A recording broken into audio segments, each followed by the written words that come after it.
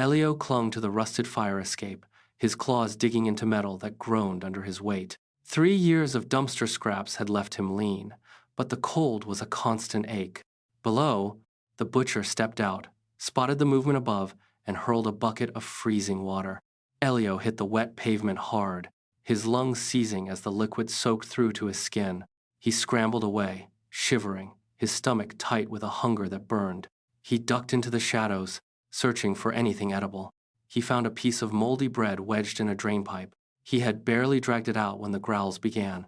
3 stray dogs emerged from the gloom, teeth bared, circling him. They moved with a predatory rhythm, cutting off his path to the street. Elio arched his back, fur standing straight as needles. The largest dog lunged, jaws snapping inches from his face. Elio didn't wait for the second strike. He bolted toward the brick wall, desperate to find a point of contact, his legs driving him upward just as teeth scraped the air where he had stood a second before. Elio scrambled up the rough brick, his claws finding purchase in the mortar. He pulled himself over the ledge and tumbled through a hidden hatch, landing hard on a pile of wooden crates. The air here was dry and smelled of dust and salted meat. He stood, his ears twitching at the sound of a slow, steady rhythm. In the center of the basement, atop a mound of discarded fabric, sat a large black cat with a jagged scar across his muzzle. Silas leaned forward, his yellow eyes tracking Elio's every move. "You have guts, little one," Silas hissed, the sound echoing off the stone walls. "Most cats die in that alley before they ever find this place." Elio didn't flinch. He planted his feet, his posture rigid. "I am tired of dying," Elio replied. Silas circled him, sniffing the air. "Then stop scavenging. I have a job. A marked key needs to reach the docks before dawn. If you succeed, you eat. If you fail, you are no concern of mine." Elio looked at the key resting on a crate. He didn't hesitate. He stepped forward and picked it up. The scavenger life was over. The first delivery was a blur of motion. Elio sprinted across rooftops, his paws finding the exact center of every slate. He learned the rhythm of the city, the timing of the dock guards, the blind spots in the warehouse patrols, and the precise moment a heavy truck blocked the line of sight for a rival gang. Every job brought a new map to his memory. He stopped running blindly and started anticipating. He leaped from a moving delivery truck to a fire escape, landing in a perfect crouch before vanishing into the shadows of a vent. He mapped the underground tunnels where the rats ran and the high wires where the street cats kept their caches. Within weeks, he was not just delivering keys, he was navigating the city like a predator in its own territory. He knew which alleyways were trapped and which fences were loose. His confidence grew with every successful drop-off. He began to anticipate the moves of the city's gangs before they made them. He was faster than the couriers and smarter than the guards. He moved through the urban maze with total precision, turning the city into a playground of routes and secrets that only he could navigate. The meeting took place in a damp cellar beneath the fish market. Elio watched from a high ventilation duct as Silas finalized a deal with the city council. The truth clicked into place. Silas was selling out their own runners to tighten his grip on power. Elio moved. He dropped from the rafters, silent as smoke, and landed behind the crates while the guards were distracted. He snatched the real documents from the satchel and replaced them with forged decoys. He then clawed a hole in the council's supply line, signaling the arrival of a rival gang to the front entrance.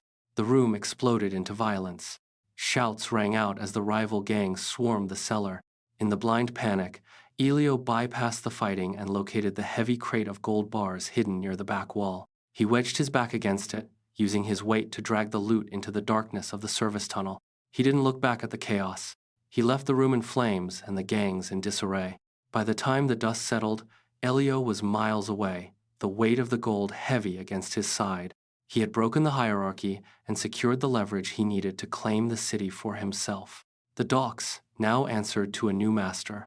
Elio claimed the central warehouse, a sprawling structure of rusted iron and rotting timber. He moved with a heavy, deliberate gait, the silver collar catching the moonlight and chiming softly against his fur. It was a cold, bright weight that marked him as the undisputed authority of the waterfront. He spent his days perched atop high stacks of crates, watching the crane operators and the midnight cargo shifts.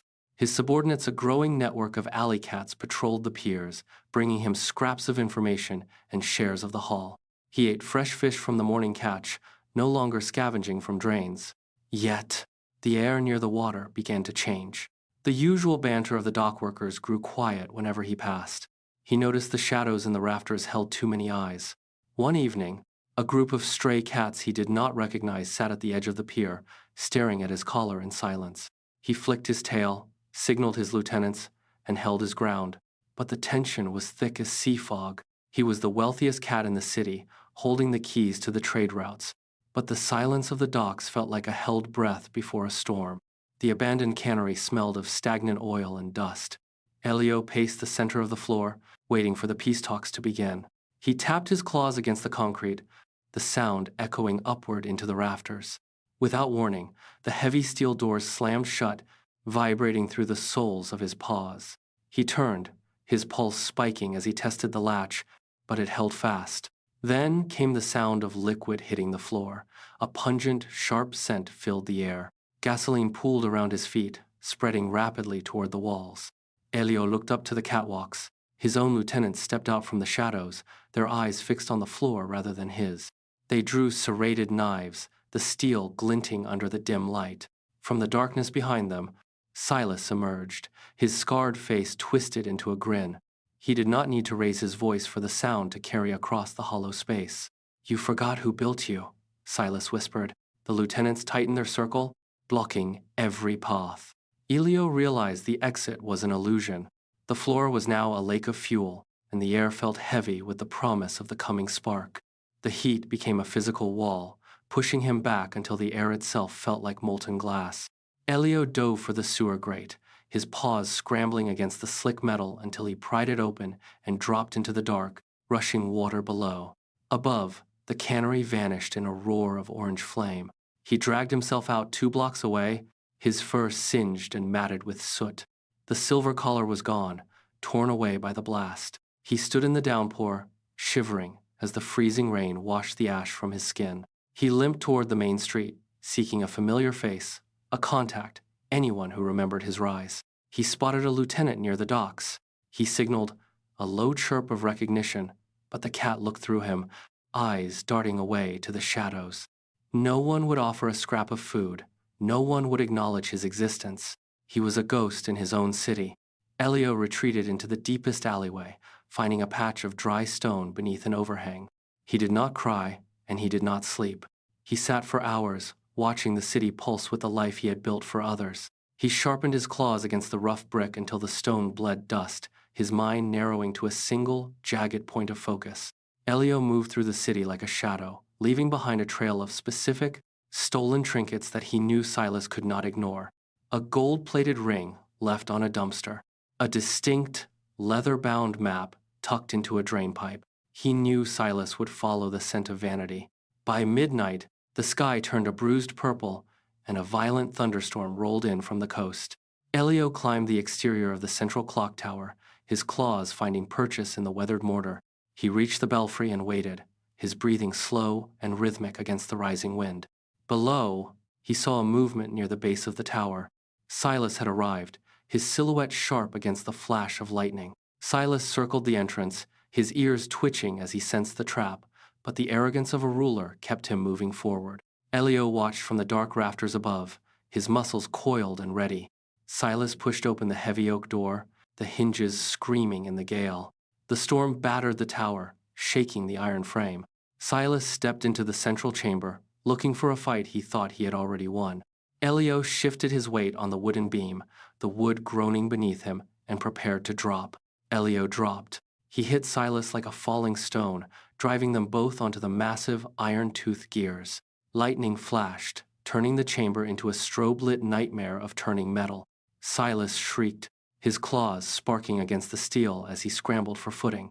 They slid toward the grinding teeth of the main drive, the smell of ozone and hot oil thick in the air. Elio lunged, teeth bared, but Silas swiped, his strike missing Elio's throat by a fraction of an inch. The gears groaned, protesting the weight of their struggle. Elio felt the floor shudder as a massive cog began to rotate. He saw his chance, reaching out to hook a heavy, rusted maintenance chain dangling from the overhead beam. He swung his body with the momentum of the drop, wrapping the iron links around Silas's midsection. The chain tightened, biting into fur and muscle. Silas bucked, But Elio planted his back feet against the frame, pulling with every ounce of his remaining strength. He slammed Silas back, pinning him hard against the cold, unyielding bronze of the bell. The metal rang out, a deep, mournful toll that vibrated through the entire tower.